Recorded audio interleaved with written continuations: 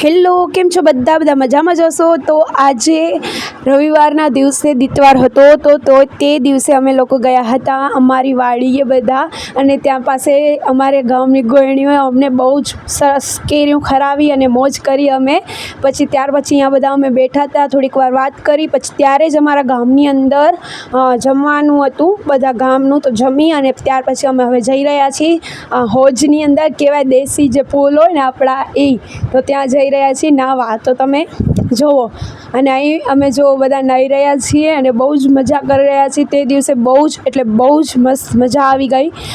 તો તમે આગળ વિડીયોમાં કન્ટિન્યુ જોતા રહેજો, અમે શું કર્યું એ દિવસે એ બી તમે જોજો, તો કન્ટિન્યુ બન્યા રહેજો. અને તમને મારા પાસે અમે નાહીને પાછા આવી રહ્યા હતા, તો ગયા ત્યારે ગાડીમાં ગયા હતા, પછી રિટર્નમાં આવ્યા ત્યારે છોટા હાથીની અંદર આવ્યા, તો બહુ જ મજા આવી ગઈ. કારણ કે બધા અલગ અલગ અનુભવ કરવા જરૂરી છે. તો તમે જોઈ રહ્યા છો, અમે અહીંયા બધા એટલા ખેલતા હતા, કારણ કે બધાની શકલું જુઓ તમે, કેટલું ટ્રેનિંગ થઈ ગયું હતું. કારણ કે બપોરના સમય એકદમ ધૂપ હોય ત્યારે અમે ગયા હતા ત્યારે નાહવા, તો તમે જુઓ. અને ત્યાર પછી અમને ગોયણીઓએ ઘરે જઈ અને પછી અમે બધા ચોકમાં છોકરાઓને એને નાસ્તો ને એ બધું કરાવ્યું હતું.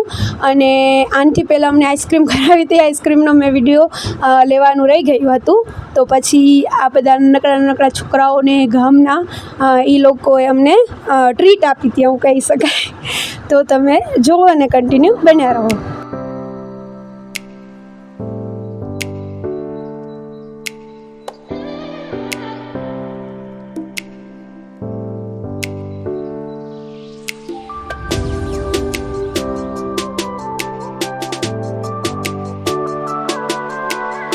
આ અમારા ગામની 3 દીદીઓ છે જે ગોયણીઓ છે આ સાલ. તો પહેલાં જે છે એ શિવાની દીદી છે, બીજા જે તમને દેખાઈ રહ્યા છે કોટ સેટ ટાઈપના કપડાં પહેર્યા એ વાળા છે મોનિકા દીદી, અને બીજા જે ડ્રેસ પહેર્યો છે એ દીદી છે યોગિતા દીદી.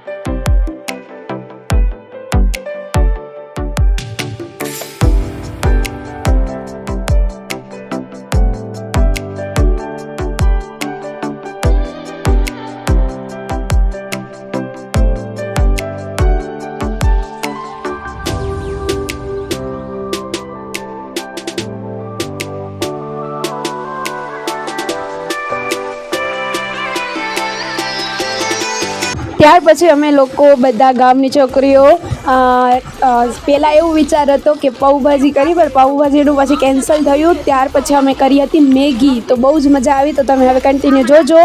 અને આની અંદર અમે બધા મેગી પહેલાં પેકેટમાંથી કાઢી અને પછી એને ચૂલે ચડાવશું. તો અહીંયા પાસે જે છોકરી દેખાય એ મારી બેન થાય, અને એને જે આપણા દેશી ભાષામાં કહેવાય ને કે નીચે દેવી કે એવું કંઈક કહેવાય, જેના કારણે આપણે ચૂલાની અંદર કોઈ બી વસ્તુ રાખીને તો નીચેથી બળે નહીં, એટલા માટે.